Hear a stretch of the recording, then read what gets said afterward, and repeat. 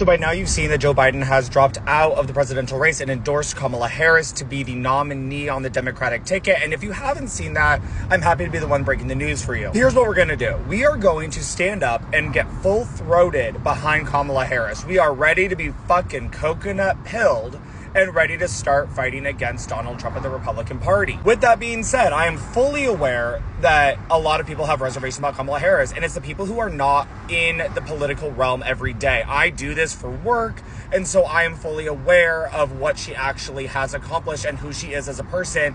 But I know a lot of people, friends, family, strangers, who are going to be a little concerned that she is now up as the number one prospective Democratic nominee because people are like, oh, wait, they just don't know her. They don't like her. People are concerned about her. Here are the facts of the facts, right? She has been on this ticket of the most progressive presidential administration in my lifetime.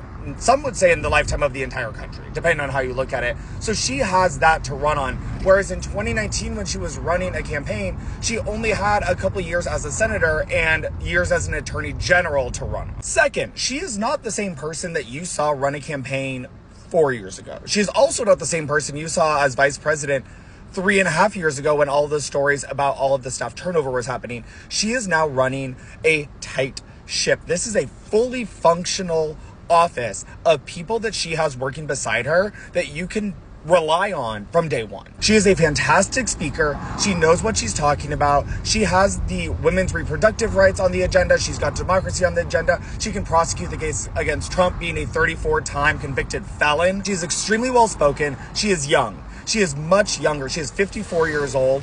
And you can bet that that is going to be impactful for a lot of the youth turnout because they said, we literally will vote for anyone else that is not 150 years old. So here's my call to action. Share this far, share this wide, share this within your soul because this is going to be a tough 3 months.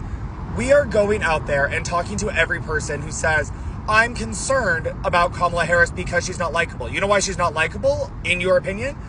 Is because nobody has taken the time to get to know her and make her likable. So if you just sit there, those of us that already like Kamala Harris, and say, no, actually, people do like her. Don't be worried. Don't be worried. That's one less person who's worried. And that's one person who will spread that to the next person who says, I'm concerned about her because I don't think people like her. And then that person will say, hey, no, actually, I heard a lot of people like her. And then that other person all of a sudden is like, no, you're right. I actually am hearing people like her. We are speaking this into existence. Any of the 2019 bullshit that she had to go through no longer exists. This is 2024. We've been through a lot.